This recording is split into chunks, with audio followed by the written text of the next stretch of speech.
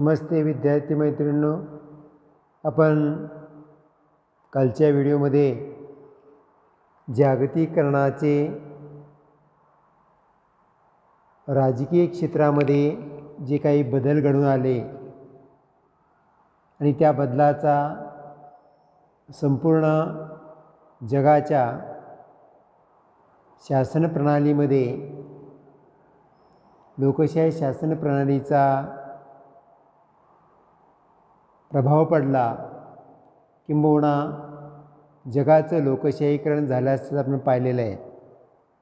आणि या राजकीय क्षेत्रामध्ये जे काही परिणाम घडले त्यामध्ये उपघटक आपण पाहिले. लोकशाहीचं वाढतं महत्त्व, राज्याचे असणारे स्थान. राज्य ही एक सामाजिक संस्था आहे आणि या सामाजिक संस्थेचं स्थान जागतिकीकरणाच्या प्रक्रियेमध्ये कमी होईल असं म्हटलं होतं.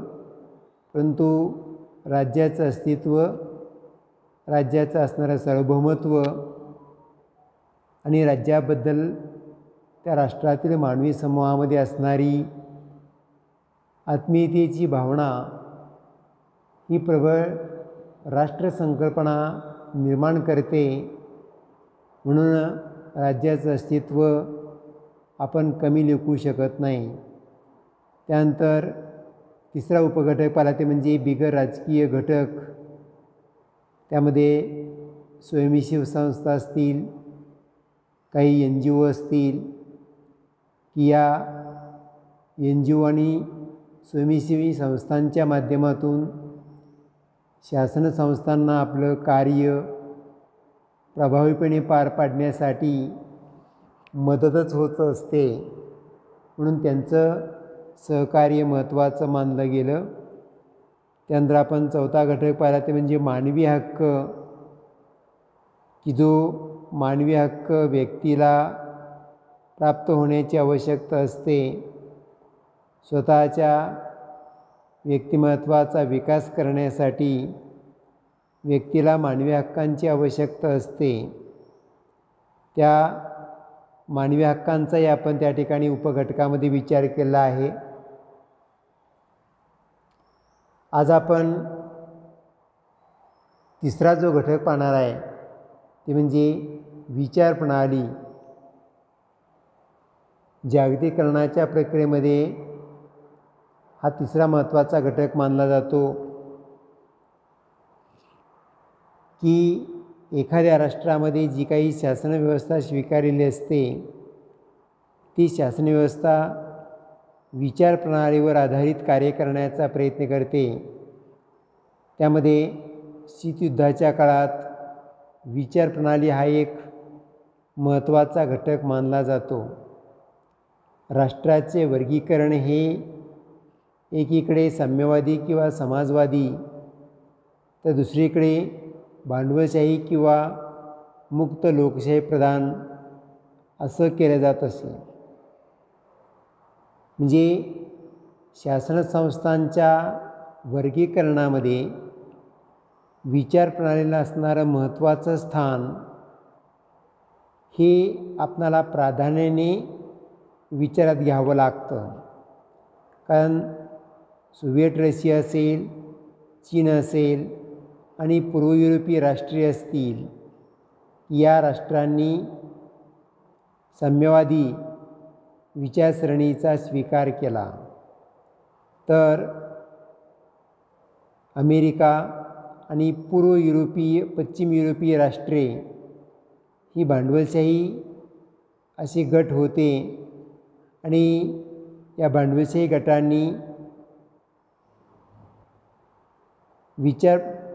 भांडवलशाही युरोपीय राष्ट्रांची विचारप्रणाली, अर्थव्यवस्था ही भांडवलशाही विचारप्रणाली असल्यामुळे त्या राष्ट्रांच्या अर्थव्यवस्था या साम्यवादी शासनव्यवस्थेला विरोध करण्याच्या भूमिकेतून कार्य करू लागल्या. इथं साम्यवादी विरुद्ध भांडवलशाही विचारप्रणाली हा शासन संस्थांच्या विचारप्रणालीमध्ये असणारा महत्त्वाचा घटक आणि ते परस्परविरोधी कार्य करण्याचा किंवा परस्परांच्या विरुद्ध भूमिका मांडण्याचा प्रयत्न हा विचारसरणीच्या माध्यमातून केला जात होता. अर्थव्यवस्थेमध्ये सरकारी किंवा सार्वजनिक उद्योग क्षेत्रातील प्राथमिक स्थान होते. पश्चिम युरोपमध्ये भांडवलशाही विचारप्रणाली होती आणि भांडवलशाही अर्थव्यवस्था होती. तिथे अर्थव्यवस्थेचे खाजगी क्षेत्राला प्राधान्य दिले गेलेलं होतं आणि त्या काळात भारतासारखं राष्ट्र हे लोकशाही समाजवाद असलेले राष्ट्र मानलं जात होतं. म्हणून येथील अर्थव्यवस्था या खाजगी आणि सार्वजनिक स्वरूपाच्या होत्या आणि म्हणून खाजगी आणि सार्वजनिक स्वरूपाच्या अर्थव्यवस्था असल्यामुळे या अर्थव्यवस्थेला मिश्र अर्थव्यवस्था असं म्हटलं जातं किंवा मिश्र विचारसरणी मांडली जाते. याचा अर्थ या दोन्ही अर्थव्यवस्था खाजगी आणि सार्वजनिक अशा दोन्ही क्षेत्रांना महत्त्वाची भूमिका बजावण्याचा प्रयत्न करत होती. म्हणून आज जागतिकीकरणाच्या युगात एक प्रभावी विचारप्रणाली आणि अर्थव्यवस्था दिसून येते. त्या व्यवस्थेचे वर्णन साम्यवादी अर्थव्यवस्था आणि भांडवलशाही अर्थव्यवस्था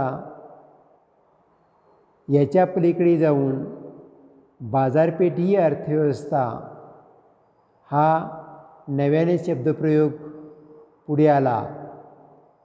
तो जागतिकीकरणाच्या प्रक्रियेमध्ये हा जी काही विचारधारा होती, साम्यवादी विचारधारा आणि भांडवलशाही विचारधारा, या विचारधारेच्या पलीकडे जाऊन राष्ट्र कोणत्या प्रकारची भूमिका स्वीकारतात, त्यामध्ये स्वतःच्या आर्थिक हितसंबंधांना प्राधान्य देण्याचा प्रयत्न हा प्रत्येक राष्ट्राकडून केला जातो. स्वतःचा व्यापारी दृष्टिकोन, आयात निर्यात धोरण अशा हितसंबंधांना देखील प्राधान्य दिलं जातं. म्हणून जागतिकीकरणाच्या या बदलत्या स्वरूपामध्ये नवीन शब्दप्रयोग पुढे आला, तो म्हणजे बाजारपेठीय अर्थव्यवस्था. आणि या बाजारपेठीय अर्थव्यवस्था या व्यवस्थेमध्ये त्याचे स्वरूप आणि राज्याच्या विचारप्रणाली यावर अवलंबून असते. यासाठी आपण अमेरिकेमध्ये असणारी भांडवलशाही विचारप्रणालीबरोबरच भांडवलशाही अर्थव्यवस्था म्हणून त्याचं वर्णन केलं जातं. तर म्हणून या भांडवलशाही अर्थव्यवस्थेला भांडवलशाही बाजारपेठी व्यवस्था असं म्हणावं लागेल, कारण बाजारपेठी अर्थव्यवस्था हा नवीन शब्दप्रयोग पुढे आल्यामुळं या भांडवलशाही अर्थव्यवस्थांना भांडवलशाही बाजारपेठीय व्यवस्था असं वर्णन आपणाला त्या ठिकाणी करावं लागतं. तर पश्चिम युरोपीय राज्यामध्ये लोककल्याणकारी विचारसरणी असल्यामुळे त्यांचे वर्णन कल्याणकारी बाजारपेठीय अर्थव्यवस्था असं करावं लागतं. कारण त्या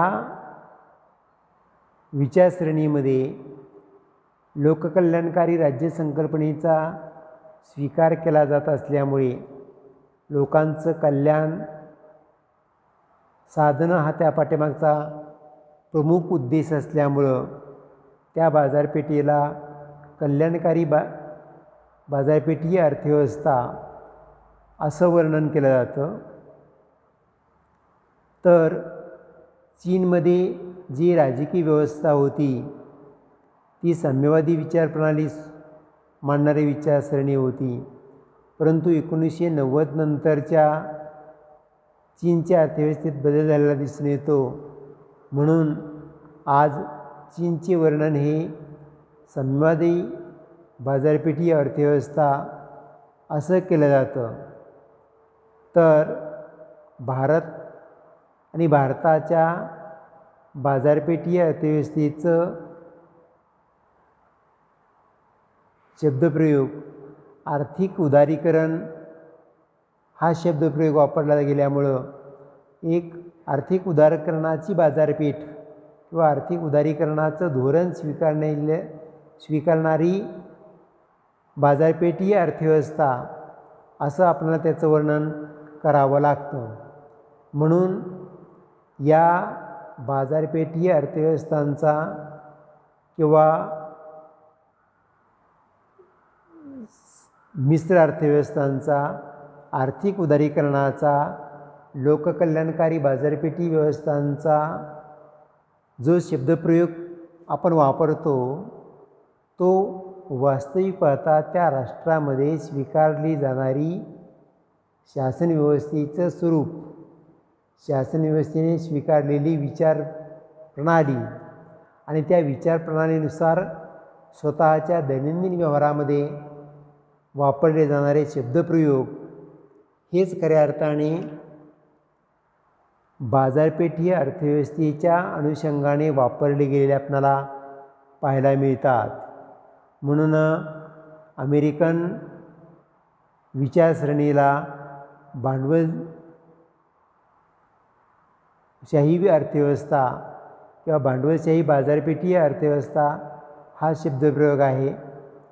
तर साम्यवादी विचारसरणी स्वीकारलेल्या राष्ट्रामध्ये साम्यवादी विचारसरणी म्हणून बाजारपेठी अर्थव्यवस्था पाहिली जाते. तर कल्याणकारी बाजारपेठी अर्थव्यवस्था आणि आर्थिक उदारीकरणाचा स्वीकार करणारी बाजारपेठी व्यवस्था हे चार शब्दप्रयोग जागतिकीकरणाच्या युगामध्ये बाजारपेठी अर्थव्यवस्थेच्या दृष्टिकोनातून महत्त्वाचे मानले गेले. ते म्हणजे भांडवलशाही अर्थव्यवस्था असणारी बाजारपेठी व्यवस्था, साम्यवादी अर्थव्यवस्था असणारी साम्यवादी बाजारपेठी अर्थव्यवस्था, लोककल्याणकारी विचारसरणी असणारी कल्याणकारी बाजारपेठी अर्थव्यवस्था आणि आर्थिक उदारीकरणाचा शब्दप्रयोग वापरणारी आर्थिक उदारीकरणाची बाजारपेठी अर्थव्यवस्था हे चारही शब्दप्रयोग आधुनिक जागतिकीकरणाच्या प्रक्रियेमध्ये बाजारपेठी अर्थव्यवस्थेच्या अनुषंगाने प्राधान्याने उच्चारले जातात. त्याचं कारण त्या राष्ट्रांनी आपल्या आर्थिक हितसंबंधांच्या आधारे आपल्या राष्ट्रामध्ये स्वीकारलेल्या विचारप्रणालीशी सुसंगत स्वरूपाचे आर्थिक हितसंबंध जोपासण्याचा प्रयत्न केल्यामुळे त्या स्वरूपाच्या बाजारपेठी व्यवस्था उदयास आल्या आणि त्या अनुषंगाने ते आपले आर्थिक हितसंबंध जोपासण्याचा प्रयत्न करू लागले. म्हणून त्या व्यवस्थांना आपण बाजारपेठीय अर्थव्यवस्था हा एकंदरीत शब्द आपण त्या ठिकाणी जागतिकीकरणाच्या प्रक्रियेमध्ये प्राधान्याने वापरतो. आणि हा जो बदलता प्रवाह आहे हा 1990च्या दशकांमध्ये आपणाला प्रभावीपणे जाणवला. म्हणूनच त्याचा संबंध जागतिकीकरण प्रक्रियेशी जोडला गेला. कारण जागतिकीकरणाच्या प्रक्रियेमध्ये हे होणारे आमूलाग्र स्वरूपाचे बदल आहेत. आर्थिक हितसंबंधांच्या आधारे निर्माण होणारे हितसंबंध आहेत किंवा बाजारपेठी दृष्टिकोनातून आयात निर्यात धोरणांना मिळणारा पाठिंबा, राष्ट्राचे एकमेकाशी असणारे वैचारिक संबंध आणि त्या राष्ट्रांनी औद्योगिकरणाच्या दृष्टिकोनातून किंवा राष्ट्र आर्थिक प्रगतीच्या दिशेने वाटचाल करण्याच्या दृष्टिकोनातून एकमेकांच्या पायाभूत सुविधांच्या विकासासाठी केले जाणारं आर्थिक सहकार्य आणि या आर्थिक सहकार्यामुळे औद्योगिकरण प्रक्रियेमध्ये झालेले बदल आणि त्या बदलाचा आर्थिक विकासामध्ये होणारा परिणाम हाच खऱ्या अर्थाने जागतिकीकरणामध्ये घडणारा महत्त्वाचा बदल आपल्याला सांगावासा वाटतो. कारण शिवाय किंवा ज्याच्याशिवाय राष्ट्राची आर्थिक प्रगती होणं, लोककल्याण साधणं, आर्थिक विकासाला चालना देणं शक्य नाही, ती म्हणजे त्या राष्ट्रांच्या विचारप्रणालीनुसार त्या राष्ट्रामध्ये होणाऱ्या ज्या पायाभूत सुविधा आहेत, या पायाभूत सुविधांमध्ये विकास होणं, आर्थिक गुंतवणूक होणं, परकीय कंपन्यांनी त्या क्षेत्रामध्ये आर्थिक गुंतवणूक करणं हे निश्चितच त्या राष्ट्राच्या आर्थिक विकासाला गती देण्याच्या उद्देशाने केलेलं एक महत्त्वाचं पाऊल मानलं जातं. त्यानंतर पुढचा जो शब्दप्रयोग आहे तो म्हणजे तंत्रज्ञान. आता 1990च्या दशकामध्येच नवीन तंत्रज्ञानाचा वावर झाल्यामुळे 1990च्या दशकांमध्ये संप्रेषण क्षेत्रामध्ये झालेल्या आमूलाग्र बदलाचा परिणाम हा प्रसारमाध्यमांच्या क्रांतीसाठी महत्त्वाचा मानला जातो. त्यामध्ये मग उपग्रह संप्रेषण प्रणाली असेल, मोबाईल असेल, स्मार्टफोन असतील, टेलिफोन असेल, फॅक्स असेल, इंटरनेट असेल इत्यादींनी जनतेच्या सामाजिक, राजकीय आणि आर्थिक जीवनामध्ये क्रांतिकारक बदल घडवून आणलेत. हे आधुनिक काळामध्ये सर्वच राष्ट्रातील मानवी समूहांना मान्य करावं लागेल. कारण प्रसारमाध्यमांच्या क्रांतीमुळे जगाचा एकमेकाशी होणारा संपर्क, राष्ट्रामध्ये होणारी वैचारिक देवाणघेवाण, राष्ट्रामध्ये होणारे व्यापारी करार, आर्थिक हितसंबंध हे प्रसारमाध्यमांच्या क्रांतीमुळे अधिक जलदगतीने पूर्ण करणं शक्य झाल्यामुळे खऱ्या अर्थाने आर्थिक प्रगतीला एक प्रकारची दिशा प्राप्त झाली आहे. आणि आर्थिक प्रगतीला दिशा प्राप्त झाल्यामुळे लोकांचे राहणीमान, लोककल्याणकारी राज्य संकल्पनेचा उद्देश साध्य करणं, लोकांच्या किमान प्राथमिक मूलभूत गरजांची पूर्तता करणं आणि शासन संस्था ही अधिक लोकप्रिय आणि लोकसहभागी बनवणं हे त्या ठिकाणी तंत्रज्ञानाच्या क्षेत्रामध्ये झालेल्या बदलामुळं शक्य झालं आहे. आणि हे प्रत्येक राष्ट्राच्या शासन संस्थांना त्या राष्ट्रामध्ये स्वीकारलेल्या विचारप्रणालींना मान्य करणं हे आवश्यकच मानलं जातं. त्यानंतर या संबंधीचा तंत्रज्ञानविषयक संबंधीचे जे काही उपघटक आहेत ते उपघटक आपण नंतरच्या व्हिडिओमध्ये पाहणार आहोत.